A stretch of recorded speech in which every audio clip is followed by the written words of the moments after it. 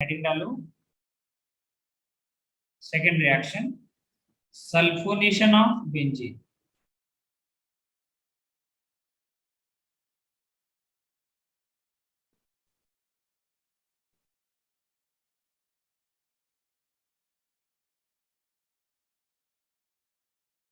Heading डालो sir, sulphonation of benzene.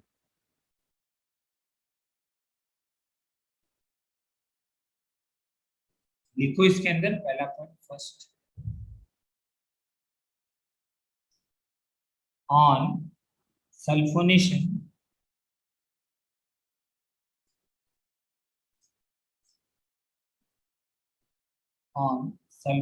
of benzene,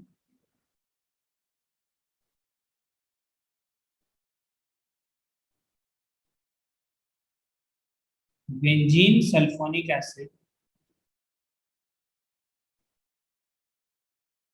benzene sulfonic acid is obtained as a product, is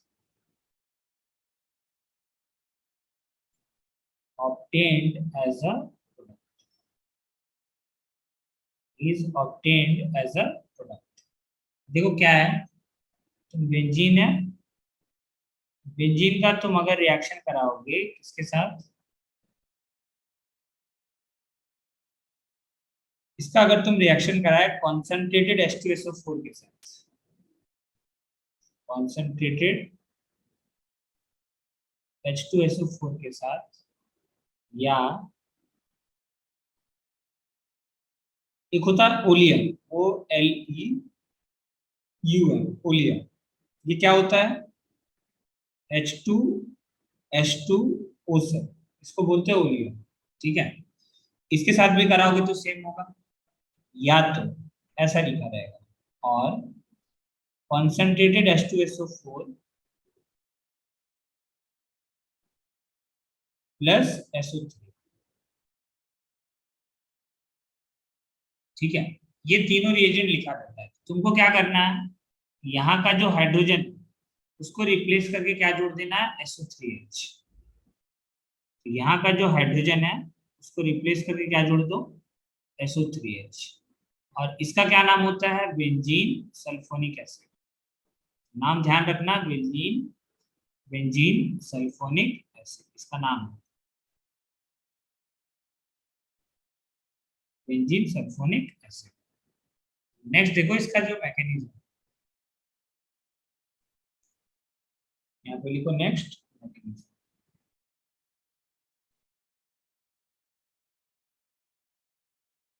देखो mechanism में दो step common होगा, electrophile का attack करना, और दूसरा स्टेप कौन सा, जो एरोमेटिसिटी गेन करता है। ये दो स्टेप तो हर रिएक्शन के अंदर आएगा। तुमको बस काम क्या है, तुमको ध्यान क्या रखना है कि हर स्टेप के अंदर इलेक्ट्रोफाइल जो जनरेट हो रहा है तुम्हारा, उसका वो कैसे जनरेट होता है वो तुमको बस ध्यान में रखना। ठीक है, बाकी तो तुम याद रख ही लोगे। ठीक है, ये बस ध्यान में रख लेना थोड़ा सा, और कुछ नहीं। देखो तो अब आते हैं कि इसका इलेक्ट्रोफाइल कैसे बनता है उसके ऊपर। देखो मैकेनिज्म, एक बार अगर इलेक्ट्रोफाइल बन गया उसके बाद दो स्टेप कॉमन है, हर बार वही दोनों स्टेप फॉलो होगा। पहला पॉइंट हम लोग लिए हैं H2SO, तो यहाँ पे देखो, अब आज तुमको एक नया बात पता चलेगा कि जो H2SO4 है, बताओ H2SO4 एसिड है या बेस है, बताओ H2SO4 एसिड है या बेस है।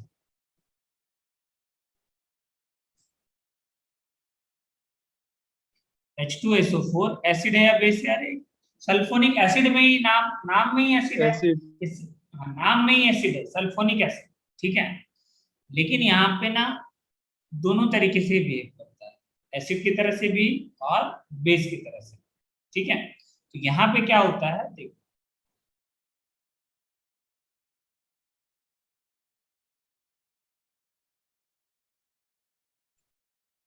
अगर मान लो हम इसको लिखते हैं कि ये एसिड है, इसका काम क्या है, H+ आयन डोनेट करना। अगर इसको हम लिखते हैं बेस से, तो ये क्या करता है, H प्लस आयन एक्सेप्ट करने का काम करता है। ठीक है, इसका क्या मतलब हुआ, देखो इसके पास लोन पेयर है, दिख रहा है, और इसके पास H, तो ये क्या करेगा, इसके H पे अटैक करेगा और ये बॉन्ड इस तरीके से निकल जाएगा। ठीक है, तो ये क्या बनता है, ध्यान से देखो इसको, ये बनेगा HOS double bond O double bond O minus, और साथ में इधर क्या हो गया, पानी जुड़ गया इसके ऊपर, HO जुड़ जाएगा ना, एक इसके ऊपर H जुड़ गया, देखो ध्यान से, O के ऊपर क्या जुड़ गया, H, ये बन गया प्लस। ये स्टेप आया समझ में। इसको बेस क्यों बोले, क्योंकि ये H प्लस आयन एक्सेप्ट किया। इसको एसिड क्यों बोले, क्योंकि ये H प्लस आयन डोनेट किया, इस वजह से बोले। ठीक है, पहले ये स्टेप हुआ क्लियर सबको कि यहाँ पे क्या हुआ है, ये आया समझ में। बोलो, इस स्टेप में किसी को दिक्कत है, इसमें किसी को दिक्कत है, नहीं ना। ये क्या लिखा हुआ है, देखो ये लिखा हुआ है HSO4 माइनस। ठीक है, अब देखो इसके अंदर क्या होता है, यहाँ से वाटर बाहर निकल जाता है, वाटर अच्छा लिविंग ग्रुप होता है, देखो ये वाटर यहाँ से पानी लेकर के निकल जाएगा बाहर। ठीक है, तो ये क्या बना लेता है, देखो S double bond O double bond O, और यहाँ पे देखो है OH, देखा, यही बचेगा ना, साथ में क्या निकल गया तुम्हारा, वाटर, ये वाटर बाहर निकल चुका है। ठीक है, अब अगले स्टेप में क्या होता है, देखो HSO4 माइनस आयन है यहाँ पे, तो ये जो HSO4 माइनस आयन है, ये H प्लस आयन पे, यहाँ का जो H प्लस आयन है इस पे अटैक करता है। ठीक है, ये क्या करेगा, HSO4 minus ion, HSO4 minus ion, ये कैटलिस्ट रीजनरेट हो जाता है इसका, HSO4 माइनस आयन इसके H पे अटैक करता है और इसको बाहर कर देता है, ये लोन पेयर यहाँ से यहाँ, और H, ये H क्या हो जाएगा, बाहर, तो ये क्या बन जाएगा, अल्टीमेटली ये बन जाता है S double bond O double bond O, किसी का माइक ऑन है, आवाज आ रहा है पीछे से, डबल बॉन्ड O, ये बन जाता है सल्फर ट्राइऑक्साइड, क्या बन जाता है, सल्फर ट्राइऑक्साइड। ठीक है, ये बन गया तुम्हारा सल्फर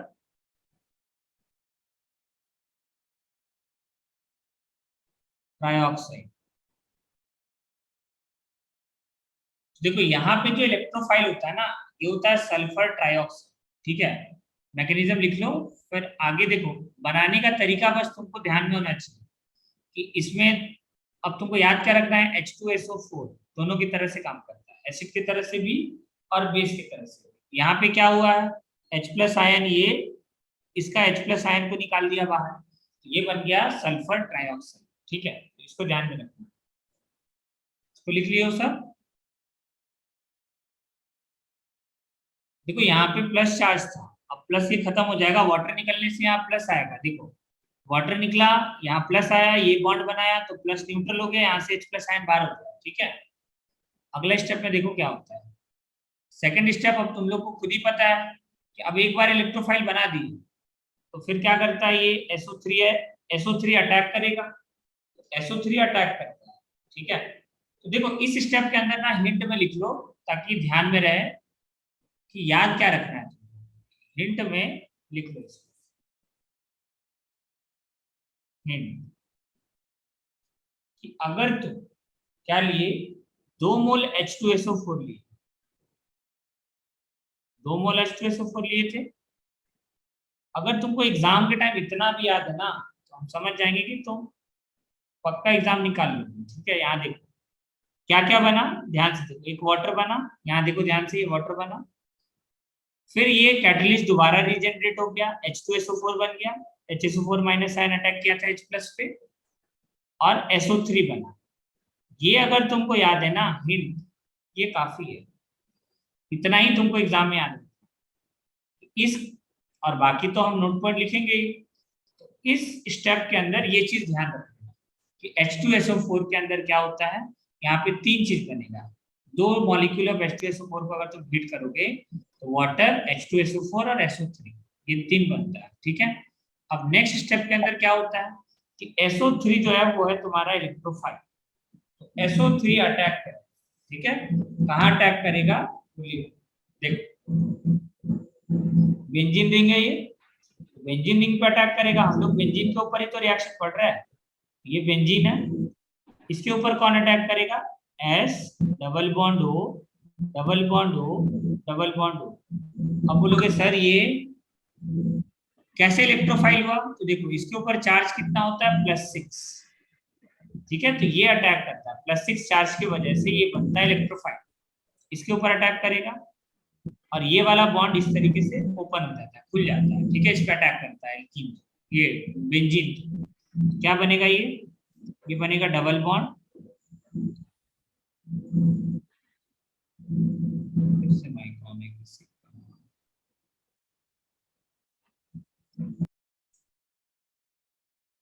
ठीक है, तो यहाँ पे ये डबल बॉन्ड, ये डबल बॉन्ड, ठीक है। और क्या होगा, अगर तुम यहाँ पे प्लस बना दिए तो SO3H यहाँ जुड़ेगा, अगर तुम यहाँ पे प्लस बना दिए तो SO3H यहाँ जुड़ेगा, दोनों में तुम्हारा मर्जी, कहीं पे भी जोड़ दो, सारे पोजीशन सेम। तो यहाँ क्या जुड़ जाएगा, S double bond O double bond O और O-, ठीक है। इस स्टेप में किसी को प्रॉब्लम है, यहाँ जो स्टेप लिखे हैं इसके अंदर किसी को प्रॉब्लम है तो पूछो, ठीक है, नहीं होना चाहिए, क्योंकि सीधा सीधा SO3 को जोड़ दिए है और एक बॉन्ड थोड़ा टूट जाएगा, एक बॉन्ड, ठीक है। ये स्टेप आगे समझ में। फिर अगले स्टेप में क्या होता है, H2SO4 है तुम्हारे पास, ठीक है, तो ये H+ आयन एक्सेप्ट कर लेता है H2SO4 से, ये क्या करता है, H2SO4 से H+ आयन एक्सेप्ट कर लेगा, ठीक है, और क्या बना लेता है ये बनेगा बेंजीन, यहाँ पे S double bond O double bond O और ये बन गया OH। अब यहाँ पे प्लस, अब देखो अगले स्टेप में क्या होता है, तुम लोग सबको पता है अगले स्टेप में क्या होगा तुम्हारा, बेंजीन अपना एरोमेटिसिटी गेन करेगा, तो ये हाइड्रोजन यहाँ से दे देता है, कैसे देगा, तो यहाँ से HSO4 माइनस आयन निकला है, वो इस पे अटैक करता है, HSO4 माइनस निकला ना, वो इस H पे अटैक करेगा और क्या करेगा, इसको बाहर कर देगा, और क्या बनाएगा, ये बन गया SO3H, यहाँ पे जुड़ गया SO3H और साथ में क्या निकल गया, H2SO4, H एक्सेप्ट किया तो H2SO4 फिर से बन गया। इस रिएक्शन के अंदर H2SO4 कैटलिस्ट का काम करता है, ठीक है, तो ये था इसका मैकेनिज्म। अब इसके अंदर लिखो कैरेक्टरिस्टिक्स ऑफ दिस इक्वेशन। देखो ये जो रिएक्शन होता है ना, रिवर्सिबल रिएक्शन होता है, उसके अंदर लिखेंगे कैरेक्टरिस्टिक्स के अंदर, लिखो sir characteristics of this equation, heading डालो, लिखो कैरेक्टरिस्टिक्स ऑफ दिस इक्वेशन।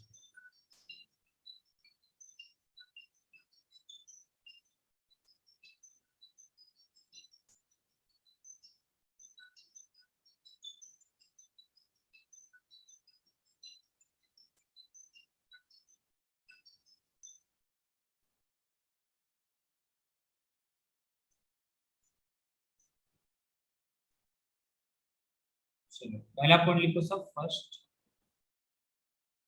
इन, बताओ इसके अंदर सल्फोनेशन के अंदर इलेक्ट्रोफाइल कौन है, इन सल्फोनेशन, इन सल्फोनेशन बताओ इलेक्ट्रोफाइल कौन है, अरे कोई भी बता सकते हो, बताओ इलेक्ट्रोफाइल कौन है। बेंजीन के ऊपर देखो कौन अटैक किया है, SO3, सल्फर ट्राइऑक्साइड, लिख लो कौन है, सल्फर ट्राइऑक्साइड,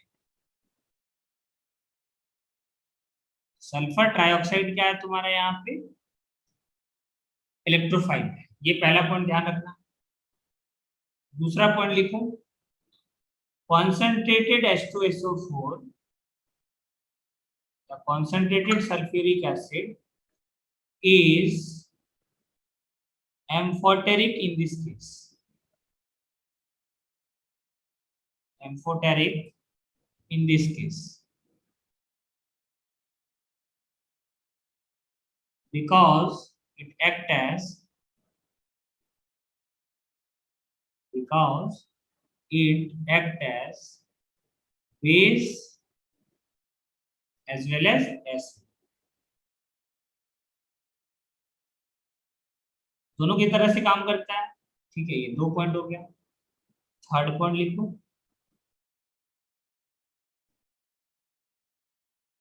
थर्ड पॉइंट लिखो, desulfonation, ये sulfonation is reversible process, sulfonation is a reversible process, is a reversible process। और हम एक बात बताए थे कि जहां पे भी रिवर्सिबल प्रोसेस होगा वहां पे काइनेटिक आइसोट्रोपिक इफेक्ट लगेगा। याद आ रहा किसी को?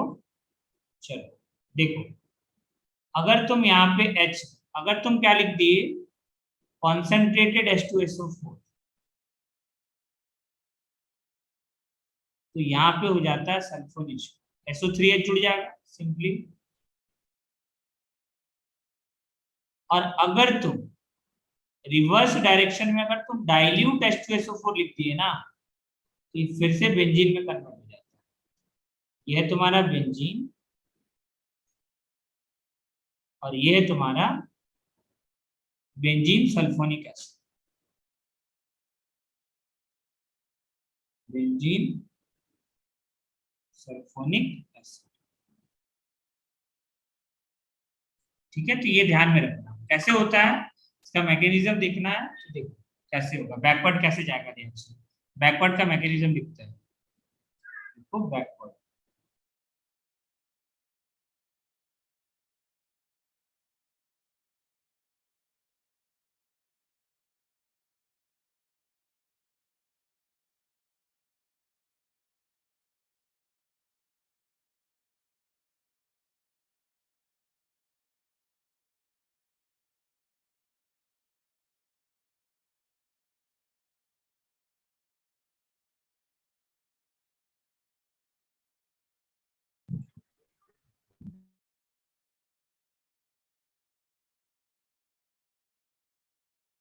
ओह सॉरी, हेलो, अब आ रहा ना आवाज?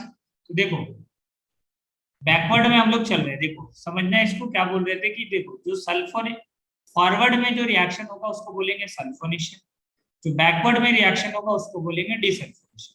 तो फॉरवर्ड का तो हम लोग मैकेनिज्म देख चुके हैं, अब देखो बैकवर्ड का क्या होता है। सबसे पहले ये बेंजीन सल्फोनिक एसिड है, इसका हम लोग रिएक्शन कराते हैं डाइल्यूट H2SO4 के साथ। तो ये जो डबल बॉन्ड है ना, ये डबल बॉन्ड इसके H पे अटैक करता है। ठीक है, ये क्या बनाता है, देखो ये बनेगा, ये डबल बॉन्ड, यहाँ डबल बॉन्ड, यहाँ पे तुम्हारा S, double bond O, double bond O, OH, और यहाँ पे तुम जोड़ दिए H+। ठीक है, क्या किए, H जोड़ दिए, H जुड़ जाएगा। ठीक है, अब समझना इस स्टेप के अंदर H पे जब अटैक किया तो क्या हुआ होगा, HSO4 माइनस आयन निकला होगा, ये निकला HSO4 माइनस आयन, इसके H को ले लेता है तो ये क्या बना देगा अपने आप को, ये बन जाता है तुम्हारा double bond S, double bond O, double bond O, O minus. ठीक है, यहाँ पे एक H है, H जुड़ा था अभी, जहां पे H जुड़ते हैं उसके बगल पे क्या बना देते हैं, प्लस। ठीक है, यहाँ पे क्या बन गया तुम्हारा, प्लस। अब देखो यहां से तुम्हारा निकल गया H2SO4, क्या निकल गया है, H2SO4। अब अगले स्टेप में क्या होता है कि यहां से ना SO3 देखो निकलने का प्रोबेबिलिटी है, तो यहां से क्या होता है, SO3 गैस होता है तो ये निकल जाता है, ये बॉन्ड यहाँ दे करके ये क्या होता है, SO3 बाहर, तो यहां से निकल जाता है SO3, यहाँ बच गया H, निकल क्या गया तुम्हारा SO3, और जो भी है तुम्हारा H2SO4। अब तुम ध्यान से देखो, फिर ये रिएक्शन फॉरवर्ड जा सकता है, SO3 बन गया ना, तो फिर ये रिएक्शन कहाँ जा सकता है, फॉरवर्ड। तो ये रिएक्शन रिवर्सिबल होता है, SO3 फिर से इलेक्ट्रोफाइल बन गया तुम्हारा, और फिर से बेंजीन है, तो बेंजीन और इलेक्ट्रोफाइल के बीच में फिर रिएक्शन होगा, मतलब ये फॉरवर्ड बैकवर्ड हर बार जाते रहेगा। ठीक है, तो तुमको ध्यान रखना है, इस प्रोसेस को हम लोग बोलते हैं डीसल्फोनेशन। ठीक है, तो नेक्स्ट पॉइंट लिखो, फोर्थ नंबर पॉइंट। तुमको मैकेनिज्म ध्यान नहीं रखना है, ठीक है, तुमसे कोई मैकेनिज्म नहीं पूछेगा, बस रिएक्शन याद होना चाहिए। क्या रिएक्शन याद होना चाहिए कि फॉरवर्ड में कंसंट्रेटेड लेंगे तो क्या होगा, सल्फोनेशन होगा, और अगर डाइल्यूट ले लिए तो क्या होगा, डीसल्फोनेशन होगा। दैट्स इट, इतना अगर तुमको याद है, बहुत याद है। ठीक है, नेक्स्ट लिखो फोर्थ नंबर पॉइंट। कहाँ गया, कितना नंबर, थर्ड है, fourth number point. Fourth number desulphonation के लिए हम लोग क्या लेते हैं, फॉर डीसल्फोनेशन, फॉर डीसल्फोनेशन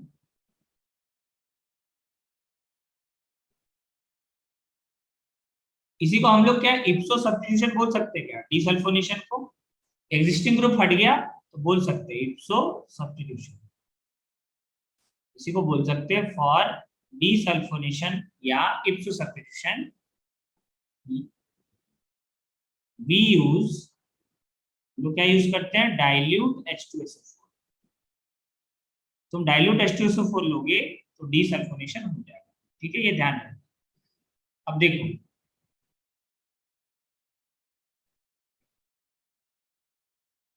नेक्स्ट देखो, पॉइंट नंबर 5।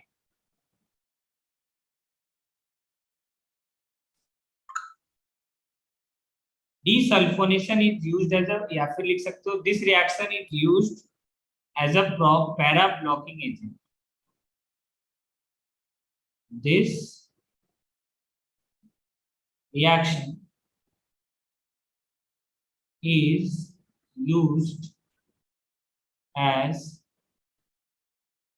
para blocking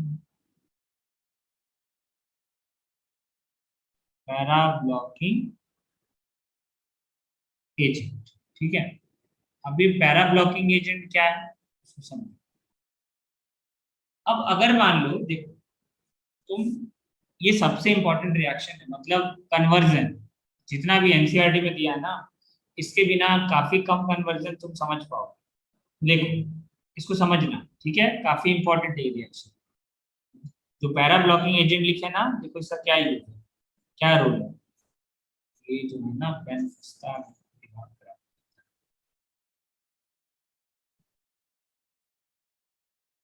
तुम ये लिए CH3, इसका अगर तुम रिएक्शन करा दिए Cl2 AlCl3 के साथ,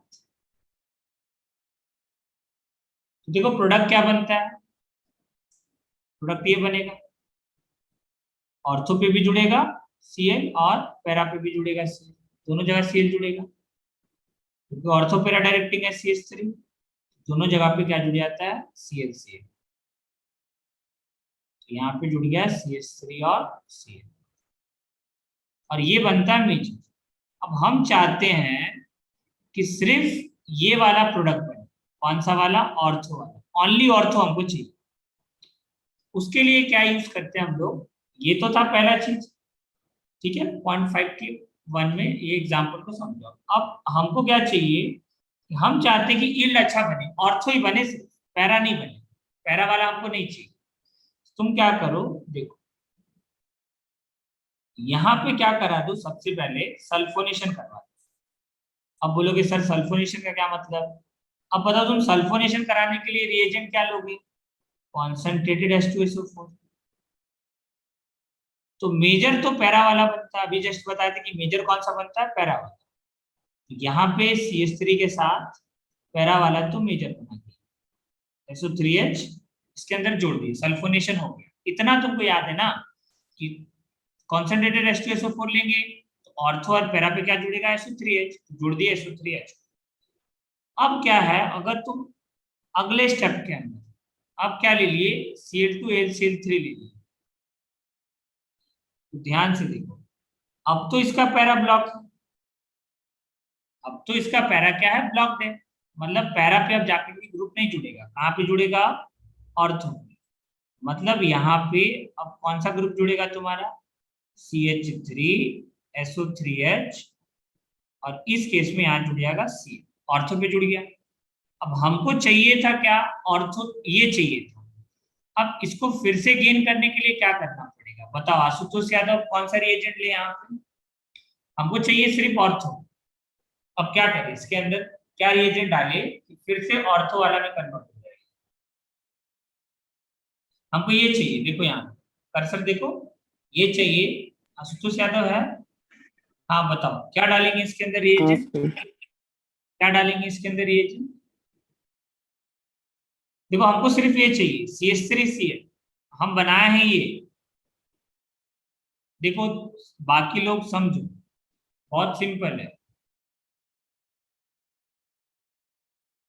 कि यह इसका है प्लस H इफेक्ट, इसका है माइनस M इफेक्ट। तो पावरफुल मतलब इलेक्ट्रॉन डोनेटिंग के हिसाब से आंसर देना।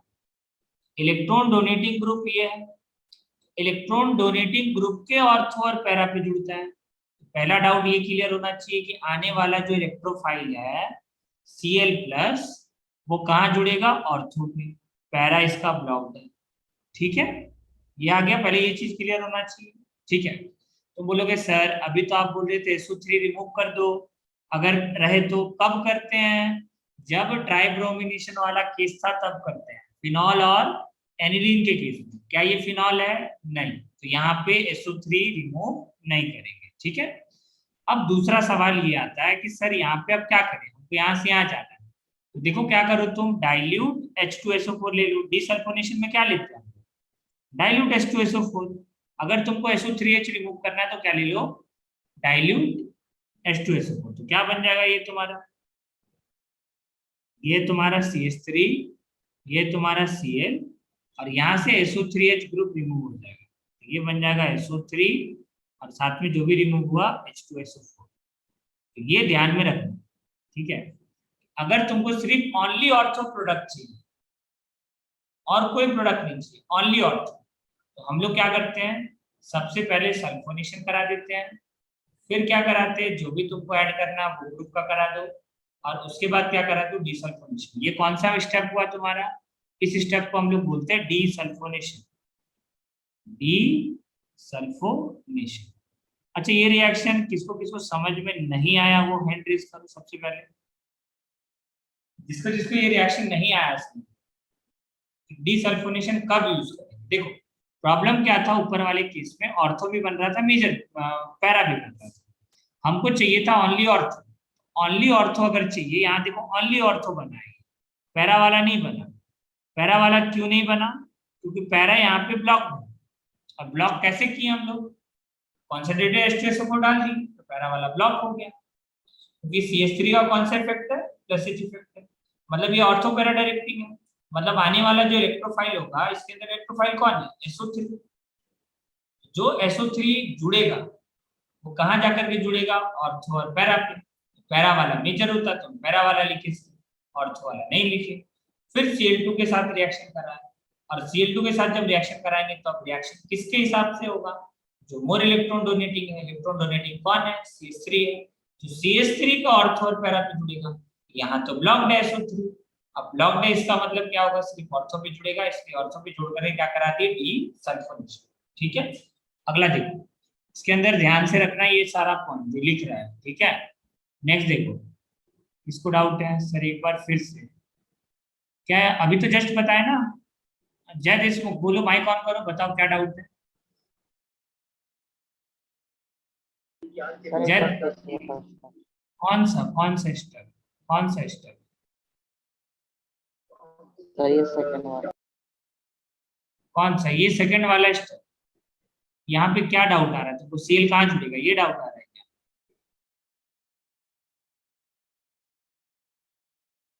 ये डाउट आ रहा है क्या, सेल कहाँ जुड़ेगा? बोलो तब तो पता चलेगा।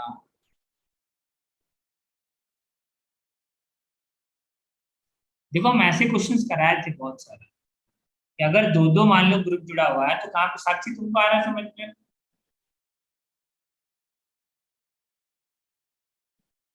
नहीं है क्या?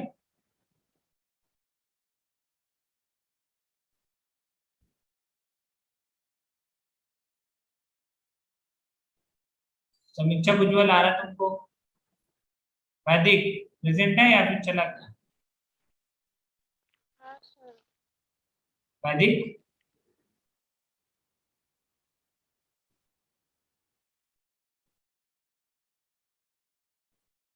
इसमें डाउट क्या है? ये आशुतोष यादव बताओ, डाउट डाउट क्या है? सर बोलो। सर वो थर्ड मतलब सेकंड स्टेप के थर्ड वाले पे SO3H H को हटा के Cl तो लिख सकते थे ना आप। H को हटाएंगे तो SO3H हटेगा, ये बोल रहा है। ये जो इधर जो प्रोडक्ट बना है इसके बारे में बोल रहा है क्या? नहीं सर, उसके पहले वाला जब Cl2AlCl3 के प्रेजेंट में अटैक कर रहा है हाँ उसके ऊपर, हाँ, तो तो यहाँ पैरा पे पे क्यों भी नहीं तो हट? सकता है ना H को हटा के। पैरा पे, हाँ देखो, सबसे पहले पैरा पे H है ही नहीं, तुम हटाएगा कहाँ से पहले ये बताओ। देखो, पैरा पे हाइड्रोजन रहेगा तब तो हटाएगा। ये कार्बन ऑलरेडी कितना बॉन्ड बना चुका है? 4। हाइड्रोजन है ही नहीं इसके पास। और बताओ। हाँ आशुतोष यादव, देखो डाउट मेरा ये भी डाउट था सर, पता नहीं। हेलो, तुम्हारा तो आवाज ही कट जा रहा है। देखो डाउट यहाँ पे देखो, पहले क्या था, रुक जाओ। जो हम ट्राइब्रोमिनेशन कराए थे ना, वो अलग कहानी था। देखो यहाँ पे ये सब केस अलग था, ठीक है। इन सब केसेस में क्या था, देखो ध्यान से, इन सब केसेस में क्या हो रहा था ना, ब्रोमीन रिप्लेस कर दे रहा था SO3H को। कब करेगा? जब फिनॉल और एनिलीन रहेगा, उसके अलावा किसी भी केसेस में नहीं करेगा रिप्लेस, ठीक है। आगे समझ में? अभी क्या बहुत देर से तुम्हारा नाम ले रहे थे, तुम सुन नहीं रहा था, ठीक है। अभी कहाँ, तब से हम ले रहे थे, वैदिक वैदिक बोल रहे थे, तुम ले ही नहीं, बोल ही नहीं रहा था कुछ भी, ठीक है। तो ये चीज हो गया। अरे आशुतोष यादव देखो, ये कंडीशन कब लगाना है सब्स्टिट्यूशन वाला? जब ट्राइब्रोमिनेशन वाला केस हो, तीनों जगह पे Br जुड़ने वाला केस हो, तब ये वाला लगाएंगे, ठीक है, एक तो सब्स्टिट्यूशन वाला केस। अगर तुम्हारा यहाँ पे मोनोब्रोमिनेशन हो रहा है, उस केस में नहीं लगाएंगे, ठीक है। यहाँ देखो तो मोनो हो रहा है ना, एक ही बार ग्रुप जुड़ रहा है तुम्हारा। इस केस में एक ही Cl को जोड़े आप, एक ही Cl जुड़ा है यहाँ पे, ठीक है। ये ध्यान रखना। अब तुमको याद क्या रखना है? देखो,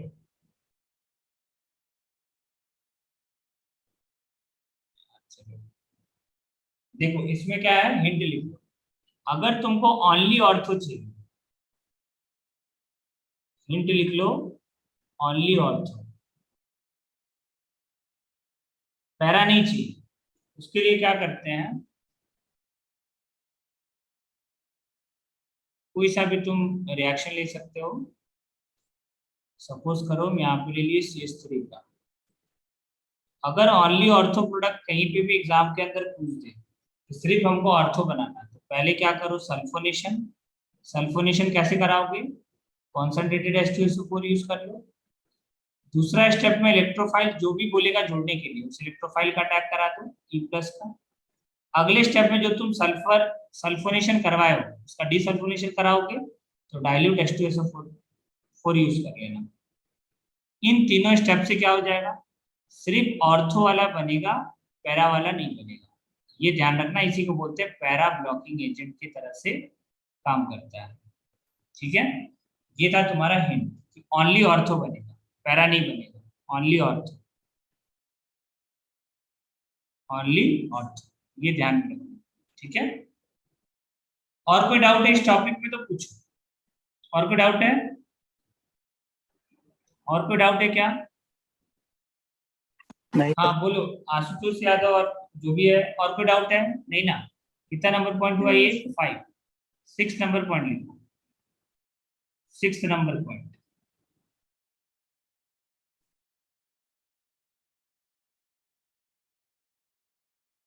6 नंबर पॉइंट लिखो। अच्छा, पेज खत्म हो गया है, देखो 6 नंबर पॉइंट,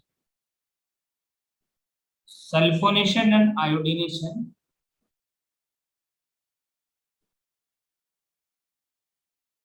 सल्फोनेशन और आयोडीनेशन भी यहाँ लिख दे रहे हैं, तो किससे पहले पढ़े, sulphonation and iodination. Iodination, so isotopic effect, so kinetic isotopic effect, isotopic effect, isotopic effect due to reversible reaction, due to reversible reaction। अभी काइनेटिक आइसोटोपिक इफेक्ट क्या होता है भाई, रेट का अगर तुमसे पूछे कि बताओ C6H6, C6D6 और C6T6, इन तीनों में किसका रेट ऑफ रिएक्शन फास्ट होगा, तो किसका फास्ट होता है C6। ये किसका ऑर्डर है, रेट ऑफ रिएक्शन का। ये ध्यान रखना, जहां पे भी रिवर्सिबल रिएक्शन आ जाए तो वहां काइनेटिक आइसोटोपिक इफेक्ट आएगा। रेट ऑफ सल्फोनेशन भी लिख सकते हो और डीसल्फोनेशन भी लिख सकते हो, ठीक है। तो रेट ऑफ रिएक्शन लिख देते हैं, तो रेट ऑफ रिएक्शन का ये बात, रेट ऑफ रिएक्शन, ठीक है।